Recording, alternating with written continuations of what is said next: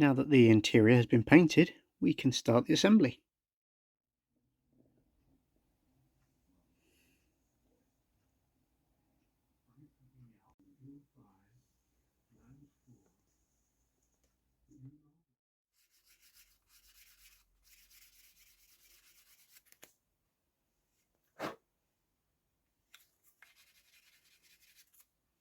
Okay. Turning now to the figures, we'll start with the black primer.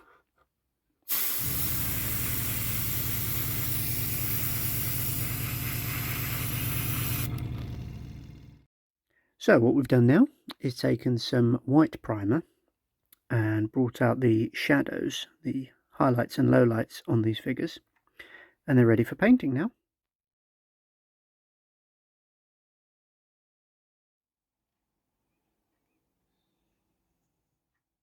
Okay, with the wings done and the fuselage together, we are ready for some primer.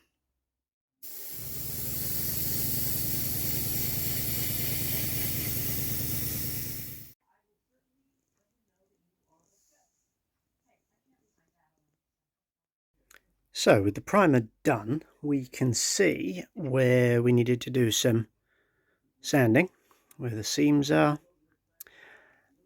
and we are ready to get the green paint on this one.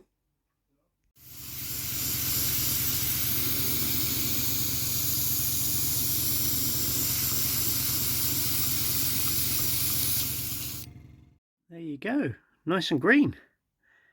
As you can see with the bottom wing, it looks like a rather weird aircraft, but interestingly, if you take just the top section, it's quite an attractive aircraft really.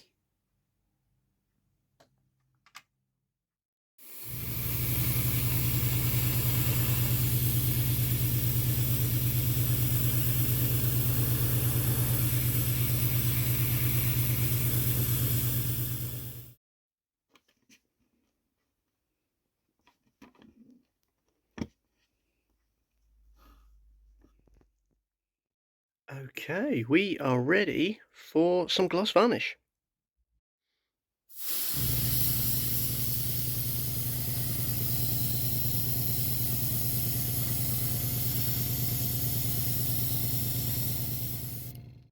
Well, there you go then.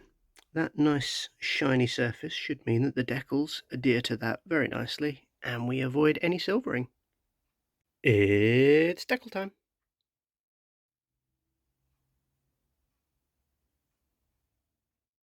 With the decals done, we can move on to the weathering.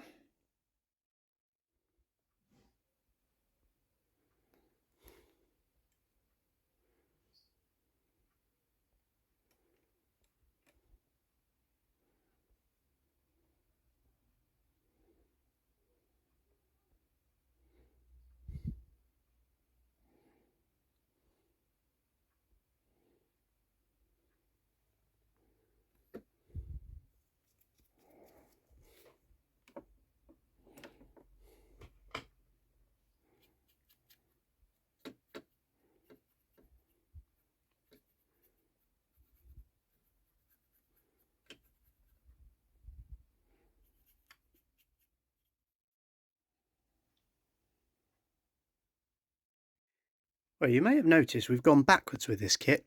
We're now in two separate parts.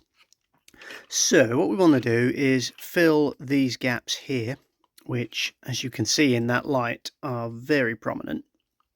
But the thing I really need to rectify here is this fuselage.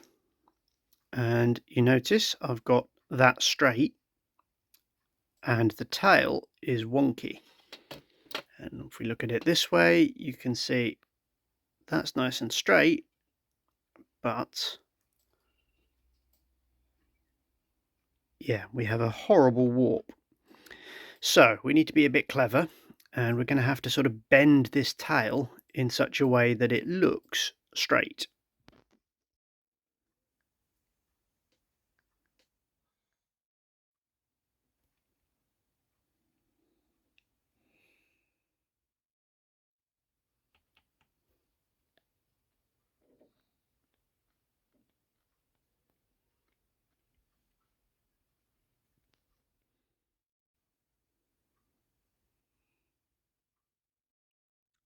There we go, looking much more square now.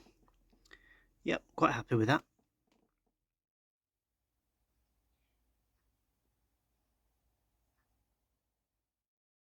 Turning now to the wood grain effect on the propellers. As you can see, I've airbrushed these a pine wood colour, and we have an old sort of stiff brush and some mahogany paint, and we're now going to get the wood grain effect on here.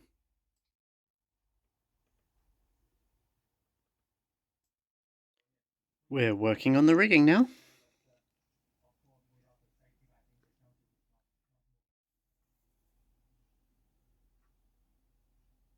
And that is the build done.